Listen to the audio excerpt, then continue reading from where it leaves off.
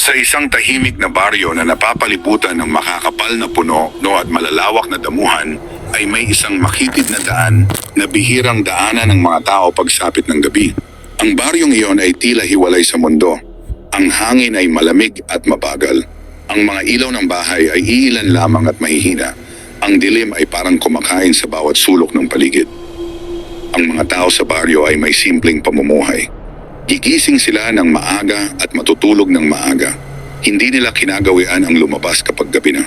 May isang lumang paniniwala na matagal nang umiikot sa baryo. Sinasabi ng mga matatanda na hindi lahat ng nakikita sa gabi ay tunay na tao. May mga nilalang na marunong magpanggap. Marunong silang tumayo. Marunong silang maglakad. Marunong silang tumingin. Ngunit hindi sila tao. Si Mateo ay isang binata na lumaki sa baryong iyon. Sanay siya sa katahimikan at dilim. Hindi siya madaling matakot. Bata pa lamang siya ay narinig na niya ang mga kwento ng kanyang lolo. Mga kwento tungkol sa mga anino na gumagalaw kahit walang tao. Mga kwento tungkol sa mga matang nakatingin mula sa kadiliman. Ngunit para kay Mateo ang lahat ng iyon ay mga kwento lamang. Isang gabi ay napilitan siyang umuwi ng huli. Galing siya sa kabilang baryo kung saan siya tumulong sa pagdadala ng mga sako ng palay. Pagod ang kanyang katawan at mabigat ang kanyang mga hakbang. Ang buwan ay natatakpan ng makapal na ulap. Ang daan ay halos hindi makita. Habang naglalakad siya ay napansin niya ang kakaibang katahimikan. Walang huni ng kuliglig, walang galaw ng hangin, walang kahit anong tunog. Ang paligid ay tila patay. Sa malayo ay may nakita siyang isang anyo, isang lalaking nakatayo sa dulo ng daan. Hindi ito gumagalaw, hindi ito lumilingon. Nakatayo lamang ito at nakaharap sa kanyang direksyon. Huminto si Mateo. Tumingin siya ng mabuti. Ang lalaki ay matangkad, payat. Nakasuot ng maitim na damit. Hindi makita ang mukha nito dahil sa dilim. Ngunit malinaw na ito ay nakatingin sa kanya. Nagpatuloy si Mateo sa paglalakad. Sa bawat hakbang niya ay hindi nawawala ang lalaki. Nakatayo lamang ito. Hindi ito gumagalaw. Hindi ito lumalapit. Hindi ito umaalis. Naramdaman ni Mateo ang bahagyang lamig sa kanyang batok. Hindi niya maipaliwanag kung bakit. Wala namang ginagawa ang lalaki. Nakatayo lamang ito. Naisip ni Mateo na baka isa itong kapitbahay. Baka nagpapahinga lamang. Baka naghihintay ng kasama. Ngunit habang papalapit siya ay napansin niya ang isang bagay na hindi niya inaasahan. Ang lalaki ay hindi humihinga. Walang galaw ang dibdib nito. Walang kahit anong kilos. Para itong rebulto na inilagay sa gitna ng daan. Huminto muli si Mateo. Ang kanyang puso ay nagsimulang tumibok ng mas mabilis. Nais niyang tawagin ang lalaki ngunit walang lumabas na salita sa kanyang bibig. Biglang gumalaw ang ulo ng lalaki. Dahan-dahan itong lumingon. At sa unang pagkakataon ay nakita ni Mateo ang mukha nito. Ang mukha nito ay walang emosyon. Ang mga mata nito ay nakadilat ngunit walang buhay. Walang kislap. Walang init, walang kaluluwa. Nakatingin lamang ito kay Mateo. Hindi kumikilos. Hindi kumukurap. Sa sandaling iyon ay naramdaman ni Mateo ang isang bagay na hindi niya kailanman naramdaman sa buong buhay niya. Isang takot na hindi galing sa isip. Isang takot na galing sa kaluluwa. Nanatili silang nakatingin sa isa't isa. Sa loob ng katahimikan ng gabi ay nagsimula ang isang bagay na hindi na niya kailanman makakalimutan. Nanatiling nakatayo si Mateo sa gitna ng daan. Ang kanyang mga paa ay tila nakabaon sa lupa. Hindi siya makagalaw. Ang lalaking nasa kanyang harapan ay nanatiling nakatingin sa kanya. Walang emosyon, walang galaw, walang bakas ng buhay. Ang mga mata nito ay bukas na bukas. Ngunit walang laman, walang damdamin. Para itong mga matang pagmamay-ari ng isang bagay na hindi kailanman nabuhay. Sinubukan ni Mateo na huminga ng malalim. Ngunit ang hangin ay tila mabigat. Ang kanyang dibdib ay naninikip. Ang kanyang katawan ay hindi sumusunod sa kanyang kagustuhan. Lumipas ang ilang sandali na tila napakahaba. Walang gumagalaw, walang nagbabago. Napansin ni Mateo ang isang bagay na mas lalong nagpalamig sa kanyang dugo. Ang lalaking iyon ay hindi kumukurap. Ni isang beses ay hindi nagsara ang mga mata nito.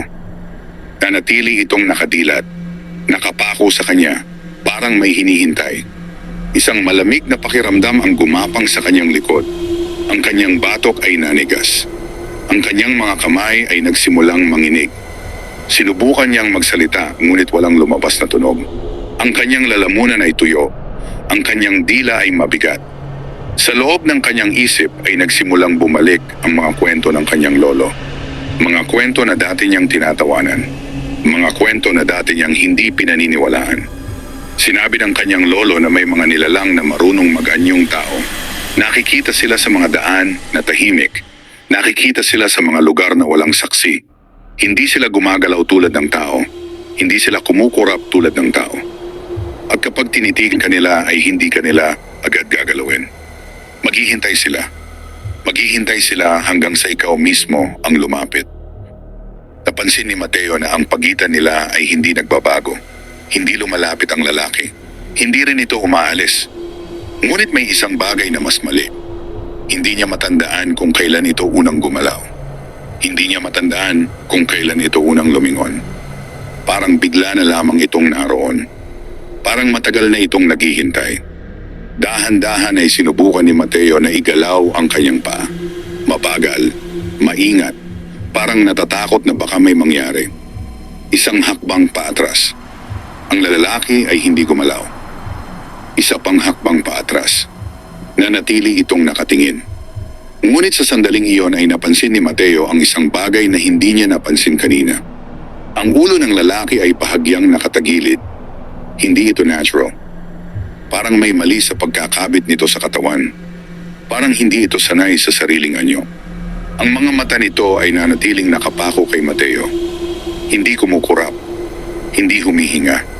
Hindi kumikilos. Sa unang pagkakataon ay naisip ni Mateo na ang nakikita niya ay hindi tao. Ang gabi ay lalong dumilim. At ang katahimikan ay lalong naging mabigat. Ang hangin ay nanatiling malamig at mabigat. Si Mateo ay nakatayo pa rin at hindi makaalis sa kanyang kinatatayuan. Ang lalaking nasa harapan niya ay hindi pa rin kumikilos. Ngunit ang presensya nito ay tila lumalaki. Tila pinupuno nito ang buong daan. Ang pagitan nila ay hindi nagbabago. Ngunit ang pakiramdam ni Mateo ay parang unti-unting lumalapit ang nilalang kahit hindi ito gumagalaw. Ang kanyang puso ay tumitibok ng malakas. Ang bawat tibok ay tila umaalingaw-ngaw sa kanyang ulo. Sinubukan niyang ilihis ang kanyang tingin. Ngunit may kung anong puwersa na humihila sa kanyang mga mata pabalik sa nilalang. Parang ayaw nitong mawala sa kanyang paningin. Lumipas ang ilang sandali. Walang nagbago. Hanggang sa may nangyari. Ang kanang paa ng lalaki ay dahan-dahang gumalaw. Isang maliit na hakbang pasulong. Napakabagal. Halos hindi makita. Ngunit malinaw. Tumigil ito. Muling nanatiling hindi gumagalaw. Nanigas ang buong katawan ni Mateo. Hindi niya alam kung gaano katagal ang lumipas. Ngunit muli itong gumalaw. Isa pang hakbang pasulong. Sa pagkakataong iyon ay sigurado na si Mateo. Hindi ito imahinasyon. Hindi ito panaginip. Ang nilalang ay papalapit. Ang paraan ng paggalaw nito ay hindi katulad ng tao. Walang natural na galaw, walang balanse. Parang may kung anong hindi sanay sa paggamit ng katawan. Ang ulo nito ay nanatiling nakatingin kay Mateo. Ang mga mata nito ay hindi kumukurap. Isang hakbang muli. Mas malapit na ito ngayon. Naramdaman ni Mateo ang malamig na pawis sa kanyang noo. Ang kanyang paghinga ay mababaw. Ang kanyang mga kamay ay nanginginig. Sa kanyang isip ay sumigaw ang isang babala. Umalis ka na. Ngunit ang kanyang katawan ay tila hindi sumusunod. Ang nilalang ay muling gumalaw. Isa pang hakbang. Mas malapit. Mas malinaw na ngayon ang mukha nito. Ang balat nito ay maputla. Walang kulay, walang init. Para itong balat na hindi dinadaluyan ng dugo. Ang mga labi nito ay bahagyang nakabuka. Ngunit hindi ito humihinga. Hindi ito nabubuhay. Ngunit ito ay gumagalaw. Ang pagitan nila ay patuloy na lumiliit. Hanggang sa isang bagay ang nangyari na tuluyang nagpayanig sa kaluluwa ni Mateo. Huminto ang nilalang. At ang ulo nito ay dahan-dahang yumuko sa isang anggulo na hindi kayang gawin ng normal na tao. Nanatili itong nakatingin kay Mateo. At pagkatapos ay ginawa nito ang isa pang hakbang. Sa sandaling iyon, tuluyang nabasag ang pagkakatayo ni Mateo. Ang takot na matagal niyang pinipigilan ay kumawala. Ang kanyang katawan ay muling sumunod sa kanyang kalooban. Umatras siya, isa pang hakbang paatras. Ang nilalang ay nanatiling nakatingin. Ngunit alam ni Mateo na ito ay papalapit. Hindi niya na hinintay ang susunod na galaw nito. Tumalikod siya at tumakbo. Ang kanyang mga paa ay mabilis na gumalaw sa madilim na daan. Ang kanyang paghinga ay naging mabigat. Ang kanyang dibdib ay sumisikip sa bawat hakbang. Hindi siya lumingon. Hindi niya nais makita kung nasaan na ang nilalang. Ang tanging nasa isip niya ay makalayo. Ang mga bahay ng baryo ay nasa malayo pa. Ang mga ilaw ay tila napakahina. Ngunit iyon lamang ang kanyang pag-asa. Patuloy siyang tumakbo. Ang lupa sa ilalim ng kanyang mga paa ay matigas. Ang hangin ay malamig sa kanyang balat. Ang dilim ay tila sumusunod sa kanya. Habang siya ay tumatakbo ay may isang pakiramdam na hindi mawala sa kanyang likod. Isang presensya. Isang bagay na gising. Isang bagay na nakatingin. Hindi niya naririnig ang mga hakbang nito. Ngunit alam niyang naroon ito. Mas bumilis ang kanyang takbo. Ang kanyang mga binti ay nagsimulang mangalay. Ngunit hindi siya tumigil. Sa wakas ay narating niya ang unang bahay sa baryo. May ilaw sa loob. May buhay. May kaligtasan. Lumapit siya sa pintuan. At bago pa man siya kumatok ay napansin niya ang isang bagay. Ang pintuan ay bahagyang nakabukas. Walang galaw sa loob. Walang anino. Walang tunog. Ang ilaw ay nakasindi. Ngunit walang tao. Nanatili siyang nakatayo sa harap ng pintuan. Ang kanyang paghinga ay mabigat. Ang kanyang puso ay patuloy na tumitibok ng malakas. Isang malamig na hangin ang dumaan sa kanyang likod. At sa sandaling iyon ay naramdaman niya ang isang presensya sa likuran niya. Malapit. Napakalapit. Dahan-dahan ay nagsimulang umangat ang kanyang kamay upang hawakan ang pintuan. Ngunit bago pa niya ito mahawakan ay may isang bagay na kanyang napansin. May anino sa lupa sa kanyang harapan. Anino na hindi kanya. Anino na nakatayo sa likod niya. Nanigas si Mateo sa kanyang kinatatayuan. Ang kanyang kamay ay nanatiling nakataas at hindi naituloy ang paghawak sa pintuan. Ang kanyang mga mata ay nakapako sa aninong nakalatag sa lupa sa kanyang harapan. Ang anino ay malinaw, mas matangkad kaysa sa kanya, mas payat, at nakatayo ng tuwid sa likod niya. Hindi siya gumagalaw, ngunit ang anino ay naroon, tahimik, nakapirmi, parang matagal nang naghihintay. Ang kanyang paghinga ay naging mabagal. Ang bawat segundo ay tila pinahaba ng takot. Hindi niya kailangang lumingon upang malaman kung sino ang nasa likod niya. Alam na niya. Ang nilalang ay nakasunod sa kanya. Dahan-dahan ay nagsimulang bumaba ang kanyang kamay. Hindi na niya tinangka na buksan ang pintuan. Hindi na niya tinangka na pumasok. May kung anong nagsasabi sa kanya na huli na ang lahat. Ang malamig na hangin ay patuloy na dumadaloy sa kanyang likod. Ngunit may isang bahagi ng kanyang likuran na mas malamig kaysa sa iba. Parang may isang bagay na napakalapit. Parang sapat na ang isang galaw upang mahawakan siya nito. Ang kanyang puso ay tumitibok ng napakalakas. Ang kanyang tenga ay puno ng tunog ng sariling dugo. Nanatili siyang nakatingin sa anino. Hindi ito nawawala. Hindi ito gumagalaw. Ngunit hindi rin ito umaalis. Dahan-dahan ay nagsimulang gumalaw ang anino. Hindi ito naglakad. Hindi ito tumakbo. Ito ay dumaos-dos. Palapit. Mas palapit. Hanggang sa ang ulo ng anino ay halos umabot sa kanyang sariling anino. Sa sandaling iyon ay naramdaman ni Mateo ang malamig na presensya sa kanyang batok. Hindi ito hangin. Hindi ito imahinasyon. Ito ay naroon. Malapit. Napakalapit. Ang kanyang katawan ay nanginginig, ngunit hindi pa rin siya makagalaw. Ang kanyang isip ay sumisigaw na tumakbo, ngunit ang kanyang mga paa ay tila hindi kanya. Lumipas ang ilang sandali na tila walang katapusan. At pagkatapos ay may nangyari na hindi niya inaasahan. Ang anino ay unti-unting nawala. Hindi ito umatras. Hindi ito gumalaw palayo. Ito ay naglaho. Parang hindi ito kailanman naroon. Ngunit ang lamig sa kanyang likod ay nanatili. At sa sandaling iyon ay may isang bagay siyang napagtanto. Ang pagkawala ng anino ay hindi nangangahulugan na wala na ang nilalang. Maaring ito ay nasa mas malapit na lugar. Sa lugar na hindi niya nakikita. Sa lugar na hindi niya inaasahan. Sa lugar na hindi niya matatakasan.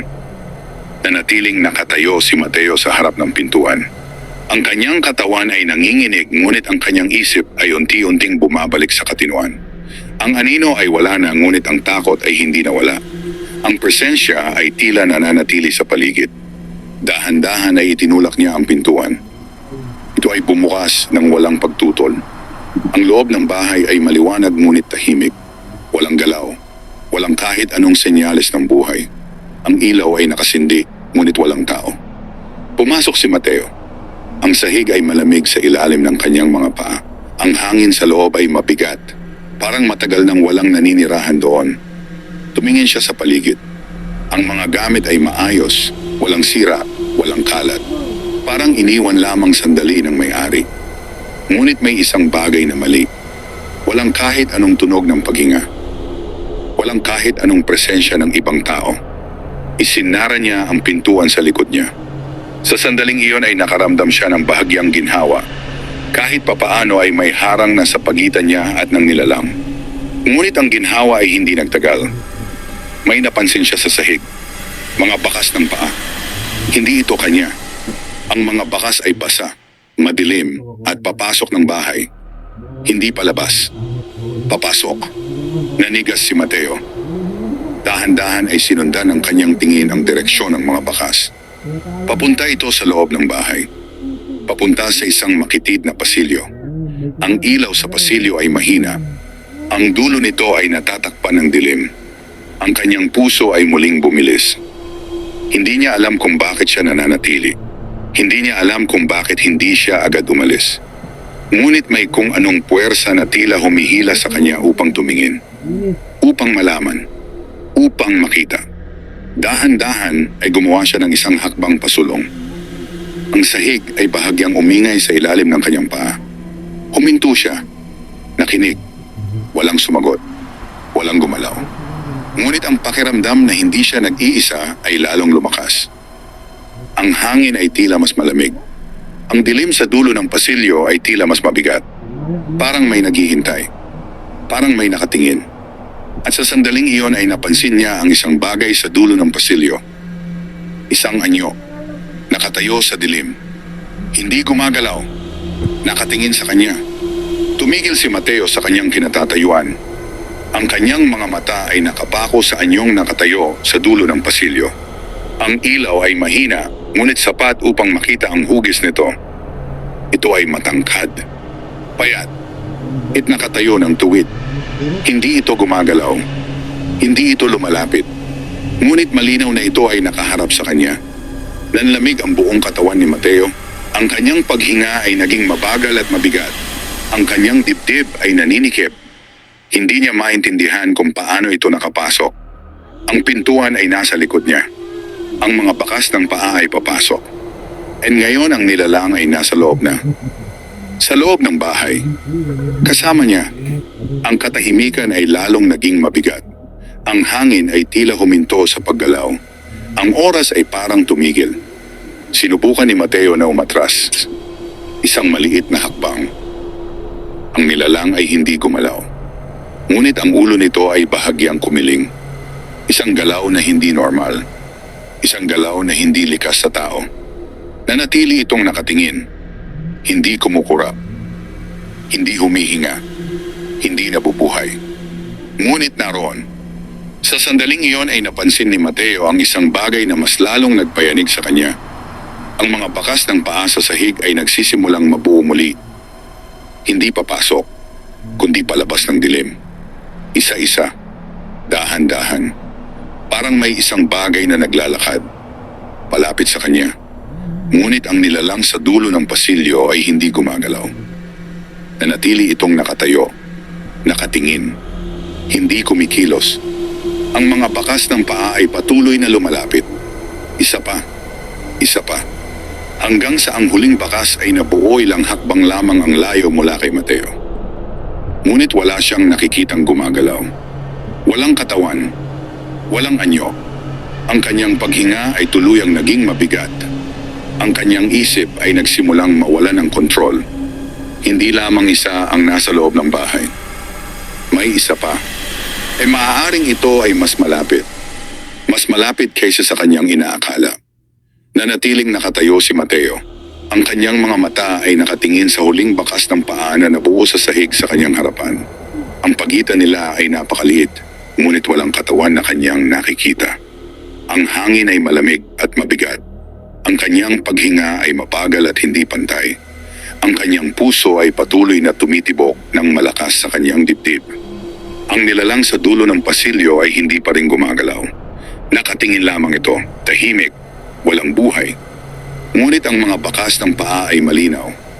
May isang bagay na naroon. May isang bagay na nakatayo sa kanyang harapan. Isang bagay na hindi niya nakikita. Isang malamig na pakiramdam ang unti-unting gumapang sa kanyang likod. Naramdaman niya ang bigat ng presensya sa likuran niya. Mas mabigat kaysa kanina. Mas malinaw. Mas malapit. Ang kanyang isip ay nagsimulang mag-isip ng isang katotohanan na ayaw niyang tanggapin. May isa sa harapan niya.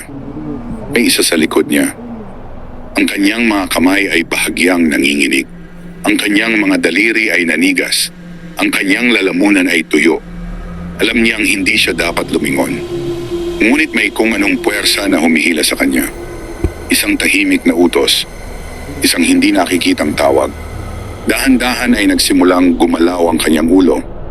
Mabagal. Halos hindi gumagalaw. Ang kanyang mga mata ay unti-unting lumihis mula sa bakas ng paa sa harapan, papunta sa kanyang likod. Ang bawat sandali ay tila pinahaba ng takot. Ang bawat galaw ay tila mali, hanggang sa tuluyan siyang lumingon. Sa sandaling iyon ay tumigil ang kanyang paghinga. May isang mukha sa likod niya. Napakalapit. Mas malapit kaysa sa inaasahan niya. Ang mga mata nito ay bukas na bukas. Hindi kumukurap. Ang balat nito ay maputla. Ang mga labi nito ay bahagyang nakabuka. Enacho ay nakatingin sa kanya. Tahimik, walang emosyon, walang buhay.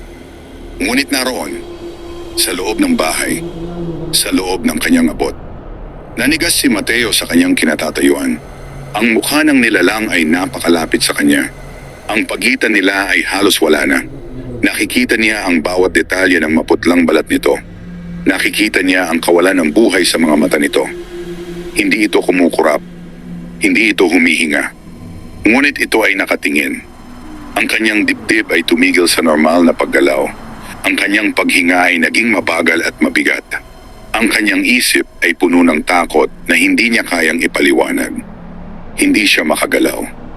Hindi siya makatakbo. Ang kanyang katawan ay tila hindi na kanya. Sa gilid ng kanyang paningin ay alam niyang naroon pa rin ang isa pang nilalang sa dulo ng pasilyo. Nakatayo, naghihintay. Dalawa sila.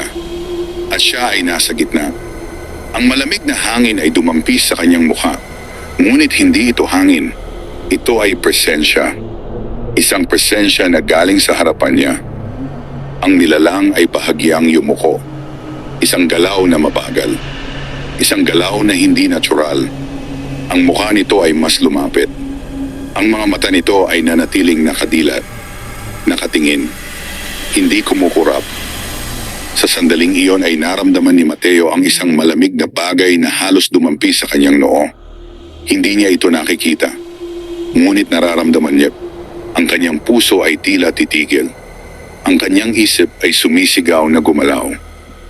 Ngunit walang nangyari. Ang kanyang mga paa ay nanatiling nakatanim sa sahig. Ang kanyang mga kamay ay hindi gumagalaw. Ang kanyang boses ay nawala. Ang katahimikan ay tuluyang bumalot sa paligid. At sa sandaling iyon ay may isang bagay siyang naunawaan. Hindi siya nakapasok sa bahay upang magtago. Siya ay pumasok sa lugar kung saan siya mas madaling makita.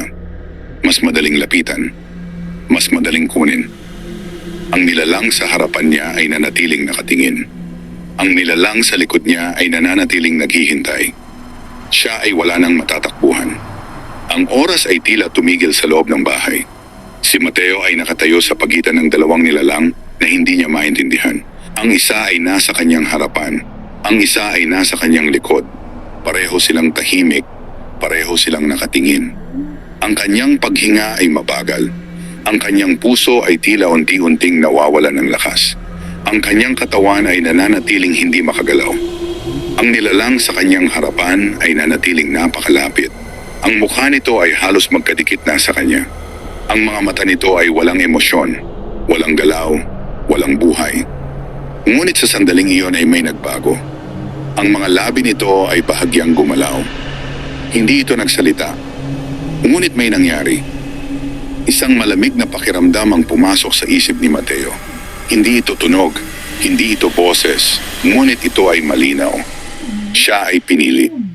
Hindi niya alam kung paano niya iyon nalaman. Ngunit sigurado siya, ang presensya ng nilalang ay hindi na lamang nakatingin sa kanya. Ito ay tila pumapasok sa kanya, tila sinusuri siya, tila kinikilala siya. Ang kanyang mga alaala ay nagsimulang maging magulo. Ang kanyang isip ay tila nababalot ng malamig na ulap. Ang kanyang mga kamay ay unti-unting tumigil sa panginginig. Ang kanyang paghinga ay naging mabagal. Ang takot ay unti-unting napalitan ng isang kakaibang katahimikan. Ang nilalang sa kanyang likod ay hindi na gumalaw.